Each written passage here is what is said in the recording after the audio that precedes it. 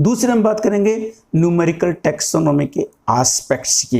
Aspects की यदि हम बात करें तो न्यूमेरिकल टैक्सोनॉमी के दो एस्पेक्ट्स हैं। उनमें पहला एस्पेक्ट है कंस्ट्रक्शन ऑफ टैक्सोनॉमिक ग्रुप से, कि जब भी हम न्यूमेरिकल टैक्सोनॉमी की स्टडी करेंगे तो उससे पहले हमें टैक्सोनॉमिक ग्रुप्स का निर्माण करना होगा, कंस्ट्रक्शन करना होगा। First of all individuals are selected, सबसे पहले हमें सभी इंडिविजुअल्स को सेलेक्ट करना होगा and their characters spotted out, और उनके जो कैरेक्टर्स होते हैं उनको आइडेंटिफाई करना होगा। हालांकि इस प्रकार के selection of larger number of characters से ज़्यादा हेल्पफुल होते हैं, बेटर होते हैं for generalization of the taxa. इस प्रकार के टैक्सा को जनरलाइज करने के लिए जितने ज़्यादा हम कैरेक्टर्स का सिलेक्शन करेंगे वो ज़्यादा यूज़फुल होंगे। हालांकि यहाँ पर कोई डेफिनेट नंबर नहीं है, लेकिन कम नंबर लेंगे तो अच्छे रिजल्ट नहीं आएंगे, इसलिए ज़्यादा से ज़्यादा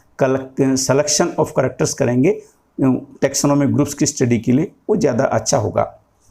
और and resemblance among the individuals, जो इंडिविजुअल्स हैं उनके बीच में किस प्रकार की रिजेम्बलेंस है, and are then establish on the basis of character analysis, और जब कैरेक्टर का एनालिसिस करेंगे तो ये उनके बीच के अंदर किस प्रकार की रिजेम्बलेंस है उसको स्थापित करने के अंदर हेल्प मिलेगी by various kinds of mathematical methods, जिसमें कंप्यूटर एनालिसिस हो सकता है और कोई भी मेथड्स हो सकते हैं इस प्रकार की सिलेक्शन के लिए।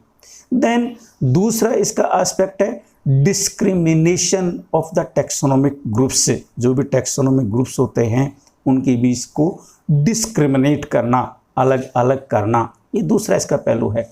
डिस्क्रिमिनेशन करने के लिए जो टैक्सोनॉमिक ग्रुप्स होते हैं जिनको स्टडी के लिए चूज किया जाता है उनके अंदर ओवरलैपिंग होती है कैरेक्टर्स की, और उस ओवरलैपिंग को डिस्क्रिमिनेट किया जाता है, और डिस्क्रिमिनेट करने के लिए इन कैरेक्टर्स को सेलेक्ट किया जाता है, इसलिए टैक्सोनॉमिक ग्रुप्स का डिस्क्रिमिनेशन किया जाता है। और ये जो डिस्क्रिमिनेशन किया जाता है ये on the basis of principle of taxonomy, और इन प्रिंसिपल को अडांसोनियन प्रिंसिपल्स कहते हैं, और जिन्हें आज हम यूज करते हैं उन्हें नियो अडांसोनियन प्रिंसिपल के नाम से जानते हैं।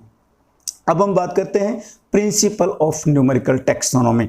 न्यूमेरिकल टैक्सोनॉमी की प्रिंसिपल की बात करें तो ये 7 प्रिंसिपल पर बेस्ड है, और इन 7 प्रिंसिपल, पहला प्रिंसिपल यदि हम बात करें तो किसी भी टैक्सा को आइडेंटिफाई करने के लिए या उसकी स्टडी करने के लिए हमें सबसे ज़्यादा कंटेंट ऑफ इंफॉर्मेशन लेना होगा, और उस कंटेंट ऑफ इंफॉर्मेशन जो लेंगे उसके अंदर मोर नंबर ऑफ कैरेक्टर्स लेंगे, और मोर ऑफ नंबर कैरेक्टर्स लेने के लिए हमें बेटर रिजल्ट्स क्लासिफिकेशन के लेने के लिए ज़्यादा से ज़्यादा कैरेक्टर्स को लेना होगा।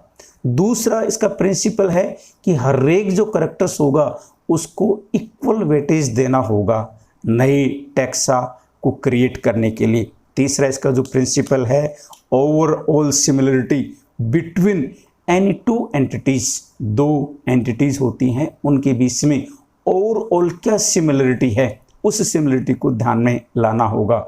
इंडिविजुअल जो सिमिलरिटी होगी वो मैनी कैरेक्टर्स के बेसिस पर होगी which are considered for comparison, जिसे तुलना करने के लिए कंसिडर किया जाएगा। चौथा इसका प्रिंसिपल है correlation of characters differ in the groups of organism. जो ग्रुप्स ऑफ ऑर्गेनिज्म है उनके अंदर कैरेक्टर्स का कोरिलेशंस जो किस प्रकार से अलग अलग है उसे हमें लेना होगा।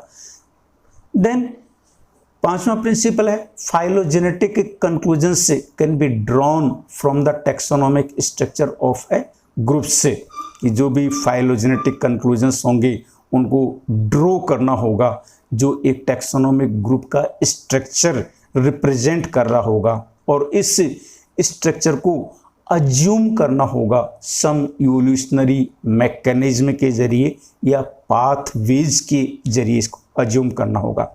छठा जो प्रिंसिपल है न्यूमेरिकल टैक्सोनॉमी का, कि ये जो टैक्सोनॉमी है ये साइंस ऑफ टैक्सोनॉमी है जिसे व्यूड किया जा सकता है, देखा जा सकता है, प्रैक्टिस्ड की जा सकती है एज एन एम्पेरिकल साइंस, जो परंपरागत साइंस चली आ रही है उससे तुलना करके देखा जा सकता है, प्रैक्टिस करके देखा जा सकता है। सातवां जो प्रिंसिपल है phenetic similarity is the base of classification, कि जो क्लासिफिकेशन बनेगा वह ऑर्गेनिज्म या टैक्सोनॉमिक ग्रुप्स में किस प्रकार की एक्सटर्नल सिमिलरिटी या फिनेटिक सिमिलरिटी बन रही है वह दिखाई दे रही है।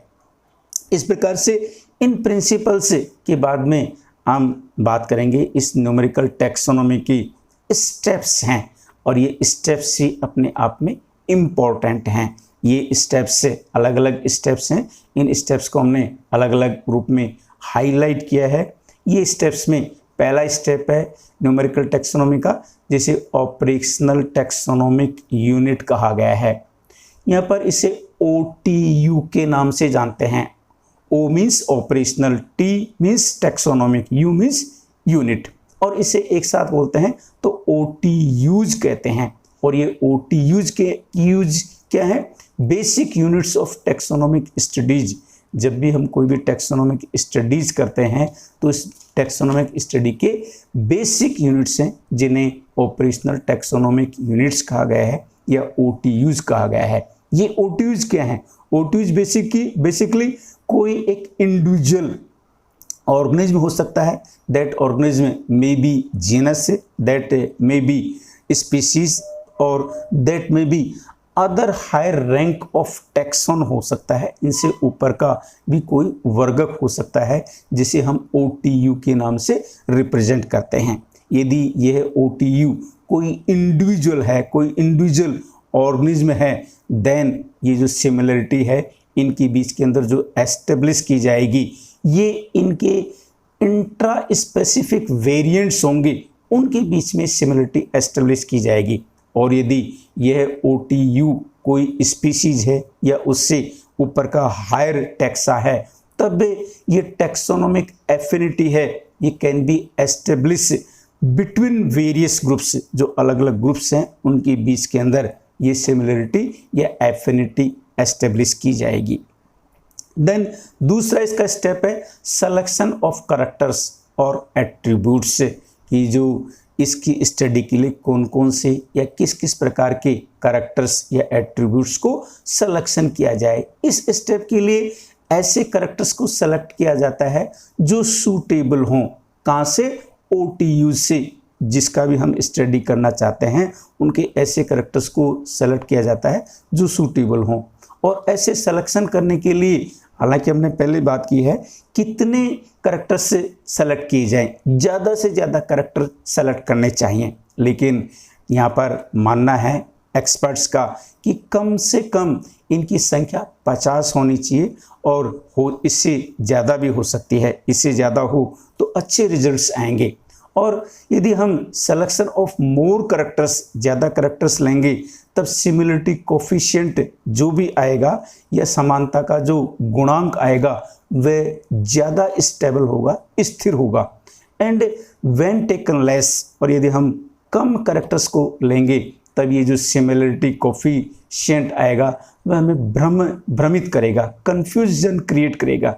इसलिए सिलेक्शन ऑफ कैरेक्टर्स होता है किसी भी ऑर्गेनिज्म से या किसी भी इंडिविजुअल से या किसी भी OTU से, should be from all organs, उस ऑर्गेनिज्म के सभी ऑर्गन से उन कैरेक्टर्स को सेलेक्ट करना चाहिए।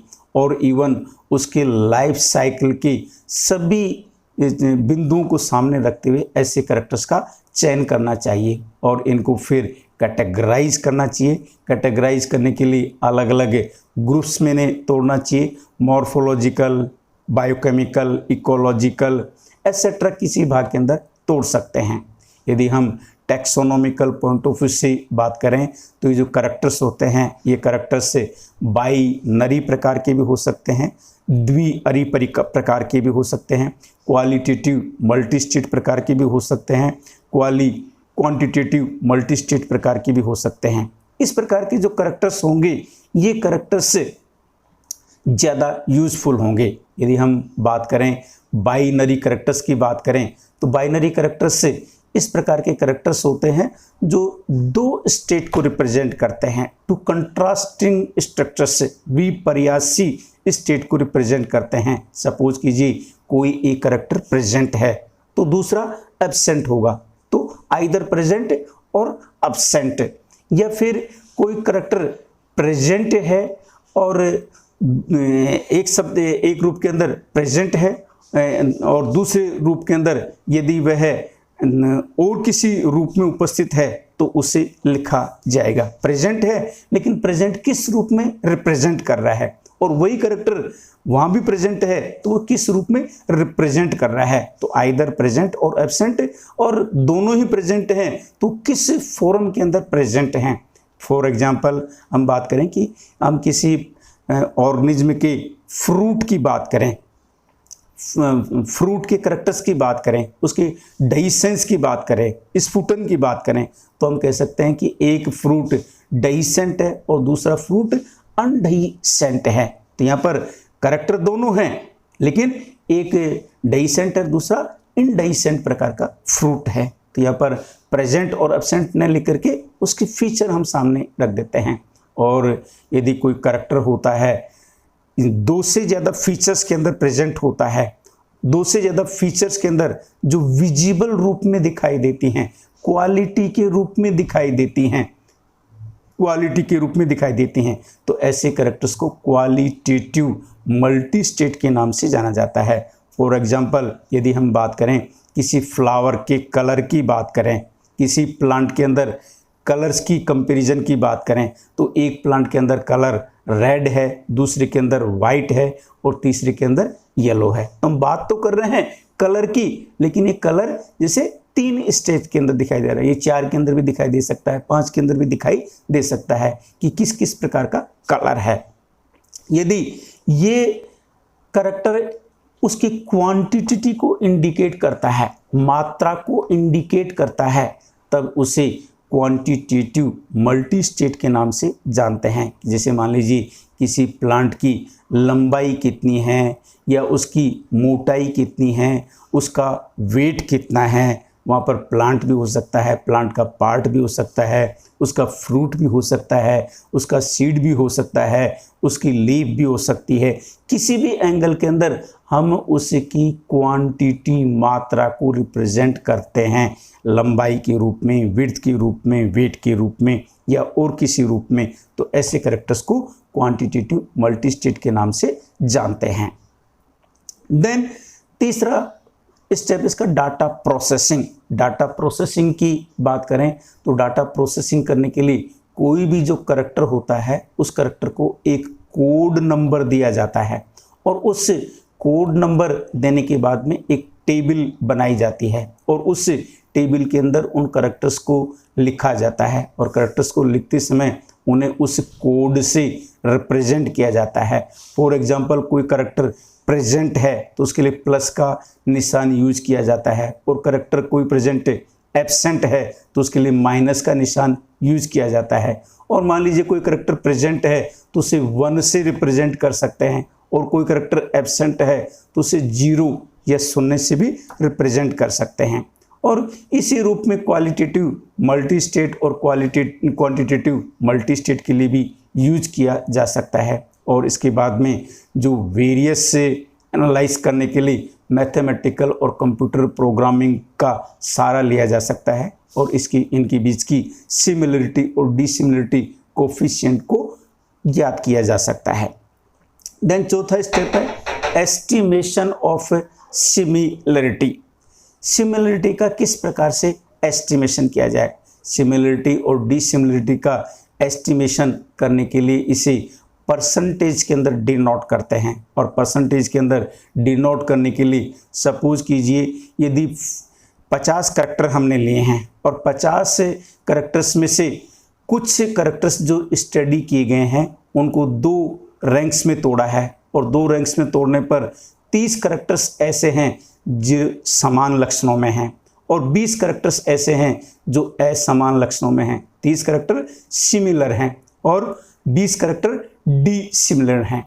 तो ऐसी स्थिति के अंदर यदि इनका सिमिलरिटी कोफिशिएंट और डिसिमिलरिटी कोफिशिएंट या परसेंटेज ज्ञात करेंगे, तो सिमिलरिटी परसेंटेज की बात करें तो 30/50 इंटू 100 इक्वल टू 60% सिमिलरिटी है। और यदि डिसिमिलरिटी परसेंटेज की बात करेंगे तो 20/50 इंटू 100 मीन्स 40% डिसिमिलरिटी परसेंटेज है। जितना ज़्यादा हाई सिमिलरिटी परसेंटेज आएगा वह इन रैंक्स के बीच में एफिनिटी या बंधुता या समानता को प्रदर्शित करेगा, और जितना ज़्यादा हाई डिसिमिलरिटी परसेंटेज आएगा वह इन टैक्सा के बीच में डिस्टेंस को या दूरी को प्रदर्शित करेगा कि इनके आपस के बीच में किसी प्रकार की सिमिलरिटी नहीं है, ये काफ़ी दूर दूर स्थित हैं। इस प्रकार से ये 5 स्टेप हैं न्यूमेरिकल टैक्सोनॉमी के। देन हम बात करेंगे न्यूमेरिकल टैक्सोनॉमी के मेरिट्स की। जिस प्रकार से हमने कई क्लासिफिकेशन सिस्टम में मेरिट्स और डिमेरिट्स लिए हैं, इसी प्रकार से न्यूमेरिकल टैक्सोनॉमी के भी कई मेरिट्स और डिमेरिट्स हैं। तो सबसे पहले हम मेरिट्स की बात करेंगे। तो न्यूमेरिकल टैक्सोनॉमी से जो डाटा हमें प्राप्त हो रहा है उस डाटा से कन्वेंशनल टैक्सोनॉमी का जो डाटा है ये काफ़ी इम्प्रूव हुआ है। यानी कि परंपरागत रूप में हम सिर्फ एक्सटर्नल कैरेक्टर्स को ही सामने लेकर के क्लासिफिकेशन सिस्टम डेवलप कर रहे थे, लेकिन इसके ज़रिए हमें और भी डाटा मिल रहा है, ये इसकी अच्छाई है। देन हम बात करें इसकी अच्छाई की, तो इसका जो डाटा है इस डाटा को एफिशिएंटली यूज किया जा सकता है। अच्छी की बनाने के लिए, अच्छी क्लासिफिकेशन सिस्टम तैयार करने के लिए, अच्छे मैप्स बनाने के लिए, अच्छे डिस्क्रिप्शन करने के लिए, अच्छे कैटलॉग बनाने के लिए, और इस प्रकार के जो डाटा हैं इसे इलेक्ट्रॉनिक डाटा प्रोसेसिंग सिस्टम के अंदर यूज किया जा सकता है। ऐसे ही इसकी मेरिट्स की बात करें तो इसके जो कंसेप्ट्स हैं इस कंसेप्ट्स को रीइंटरप्रेट किया जा सकता है, और इस न्यूमेरिकल टैक्सोनॉमी से मोर टैक्सोनॉमिक वर्क करने के लिए हमें प्रोत्साहन मिल रहा है कि हमें और भी ज़्यादा स्टडी करने की आवश्यकता है। देन यदि हम डीमेरिट्स की बात करें तो ये जो टैक्सोनॉमी है ये टैक्सोनॉमी फाइलोजेनेटिक जो क्लासिफिकेशंस की हम बात कर रहे हैं वर्तमान के अंदर, उन क्लासिफिकेशन के लिए यूजफुल नहीं है। हेल्पफुल है लेकिन यूजफुल नहीं है, क्योंकि ये एग्जैक्ट रिजल्ट नहीं देती है, इसे सिर्फ अंदाज़ा लगाया जा सकता है। और डीमेरिट ये भी है कि इसे जो स्पीशीज़ का कंसेप्ट है उस कंसेप्ट को स्पेसिफिक लिमिट्स के अंदर जो हम बांधते हैं वो इससे उस लिमिट्स के अंदर नहीं बन पाता है। और इससे जो कैरेक्टर्स का सिलेक्शन किया जाता है ये इस टैक्सोनॉमी की ग्रेटेस्ट डिसएडवांटेज है। इसके अंदर बहुत ज़्यादा कैरेक्टर्स सिलेक्शन करने की बात आती है। ज़्यादा कैरेक्टर सिलेक्शन करेंगे तो ही अच्छे रिजल्ट आएंगे, इसलिए हम कितने कैरेक्टर सेलेक्ट करें ये इसका अंदाज़ा नहीं है। ऐसे ही स्टीम नामक साइंटिस्ट कहते हैं कि डिफरेंट टैक्सोनोमेट्रिक जो प्रोसेसर्स हैं उनसे डिफरेंट रिजल्ट्स आते हैं। टैक्सोनॉमी के न्यूमेरिकल टैक्सोनॉमी के अंदर हम अलग अलग प्रकार की, जैसे क्लस्टर एनालिसिस की बात की, डेंड्रोग्राम की बात की, क्लेडोग्राम की बात की, अलग अलग प्रकार के मैथमेटिकल मेथड्स की बात की, तो हर एक जो मेथड्स हैं उनसे अलग अलग प्रकार के रिजल्ट्स आते हैं। और ये अलग अलग प्रकार के रिजल्ट्स आते हैं तो हम समझ नहीं पाते कि कौन से रिजल्ट सही हैं और कौन से रिजल्ट्स गलत हैं। तो ये इसका डिसएडवांटेज है और सिर्फ हम अज्यूम ही कर सकते हैं कि इसकी अच्छाई है, इसकी बुराई है। देन लास्टली हम बात करेंगे एप्लीकेशन ऑफ न्यूमेरिकल टैक्सोनॉमी। इस न्यूमेरिकल टैक्सोनॉमी को कई पार्ट्स के अंदर अप्लाई किया जा चुका है, कुछ बैक्टीरियाज के लिए, कुछ माइक्रो ऑर्गेनिज्म के लिए और कुछ एनिमल ग्रुप्स के लिए भी इसकी सिमिलरिटी और डिफरेंसेस को स्टडी किया जा चुका है। इसी प्रकार से एंजियोस्पर्मिक जेनेरा की डीलिमिटेशन के लिए भी इसे यूज किया गया है, जैसे ओराइजा के लिए, सार्कोस्टेमा के लिए, सोलरियम के लिए, और कई ग्रुप्स जो फ्रेनिनोस के हैं जिसमें एंगलर ने, फ्यू अदर्स ने यूज किया है। इसी प्रकार से इसे कई एंजियोस्पर्मिक जेनेरा की अच्छी तरह से स्टडी करने के लिए भी यूज़ किया गया है, जैसे एपोसाइनम के लिए, चिनोपोडियम के लिए, क्रोटालारिया के लिए, कुकुरबिटा के लिए, ओइनोथेरा के लिए, सेलिक्स के लिए, जीनिया के लिए, वीट के लिए, कल्टीवर्स के लिए, मेज के लिए, ऐसा कई के लिए किया गया। लास्ट एग्जाम्पल इससे हम समझाना चाह रहे हैं आपको किसी प्लांट का डेंड्रोग्राम के बारे में, कि जैसे यहाँ पर फाइटोकेमिकल डाटा, सीड प्रोटीन और माइटोकॉन्ड्रियल डीएनए आरएलपी की स्टडी की गई है और जिसे न्यूमेरिकल एनालाइज्ड किया है, मंडल और कई साथियों ने स्टडी किया है। और ये स्टडी केशिया नामक जो जीनस है, जिसे केशिया लिन के नाम से जानते हैं, जो सीसल पिनोइडी या सीसल पिनियसी का मेंबर है। इस सीसल पिनियसी मेंबर के जो केशिया जीनस हैं, उस केशिया जीनस की जितनी भी स्पीशीज हैं उनमें से 8 स्पीशीज को इन्होंने स्टडी की है, उनकी सीड प्रोटीन की, माइटोकॉन्ड्रियल डीएनए, आरईएलपी की स्टडी की है और इन्हें न्यूमेरिकली एनालाइज्ड किया है और इसके आधार पर इंट्रास्पेशिएटिक वेरिएशन से इन्होंने सर्च किए हैं इन 8 स्पीशीज में से और इसके रिजल्ट्स को इलेक्ट्रोफोरेटिक पैटर्न्स पर और डिग्री ऑफ पेयरिंग एफिनिटी के बेसिस पर, इनके सिमिलरिटी इंडेक्स के बेसिस पर कैलकुलेट किया है और कैलकुलेट करने के लिए एक फॉर्मूला रिप्रेजेंट किया है। ये फॉर्मूला है जिसे पीए मीन्स पेयरिंग एफिनिटी। इसमें bands common of species A and B के अंदर कौन कौन से जो इसके प्रोटीन के जो स्टडी हैं वो कैसे हैं उनको लिखा है। Upon total bands in A and B, और ए और बी के अंदर टोटल बैंड्स कितने आते हैं उसको, और इसे मल्टीप्लाई किया है 100 से और इसका जो रिजल्ट आया है उससे इन्होंने डेंड्रोग्राम तैयार किए हैं और इस डेंड्रोग्राम के तैयार करने पर इन्होंने average linkage were computed using the cluster method. इन्होंने क्लस्टर मेथड करके यहाँ पर इनको कंप्यूटेड किया है और कंप्यूटेड करने पर इन्होंने ये स्थापित करने की कोशिश की है कि इन 8 स्पीशीज में से 2 कैटेगरीज बनाई गई हैं, 2 क्लस्टर बनाए गए हैं और जो एक क्लस्टर है उस क्लस्टर के अंतर्गत 4 स्पीशीज को इन्होंने एक क्लस्टर में रखा है, जिसे कैसिया एलेटा, कैसिया सियमिया, कैसिया फिस्टुला और कैसिया रेजिनेरा। ये जो सभी चारों स्पीशीज हैं ये ट्री फॉर्म में हैं या लार्ज श्रब्स हैं जिनके अंदर फोलियर ग्लैंड्स एब्सेंट्स होती हैं, लिपिट्यूल के ऊपर या रेचिस के ऊपर जो ग्लैंड्स होती हैं ये एब्सेंट्स होती हैं और इनके अंदर जो इन्फ्लोरेसेंस होता है ये डेंस एक्सिलरी टर्मिनल रेसिम्स के रूप में प्रेजेंट होता है और इसकी लंबाई करीबन 30 सेंटीमीटर से ज़्यादा होती है।